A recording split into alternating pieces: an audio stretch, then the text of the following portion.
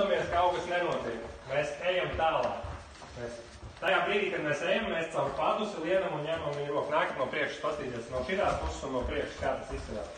Tātad šeit es viņu turu joprojām pie rokas triceps. Šeit man kaut kas nenotiek, es tur viņu nevaru izstumt. Paņēmu roku caur padusi. Paņēmu, atnācu šitajā pusē. Ieliku kāju šeit. Un tagad svarīgākā lieta, kas jums ir jāsaprot, jūs negribat cilvēku vilkt uz aizmuguri neko. Jūs gribat izdarīt, jums kājas tā šeit, jūs gribat pietupties, sēsties un tad atspērties uz aizmuguri. Lai viss svars ir uz šitās kājas. Ja jūs uzliksiet svaru uz šitās kājas, jūs karāsieties uz cilvēku, ja?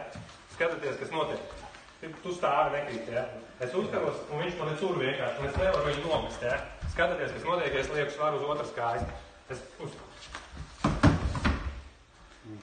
Ja? Ja jūs atbrīvosiet svaru no šitās kājas un mēģināsiet viņu vilkt, nekas nesanāks. Vēlreiz. Viņš krīt uz tevis vai kā? Viņš krīt vai nu man saitkontrolā, vai nu mugurā. Cik veiksmīgi es pats savu pakaļ nolieku. Tātad atnācām šeit, stundamies, nekas nenotiek, hop, noķērām roku, aizgājām otrā pusē. Ielikām kāju un sēžamies uz labās kājas. Pirmais apsēžamies, tad aizvelkam cilvēku un mums ir mugura. Ja?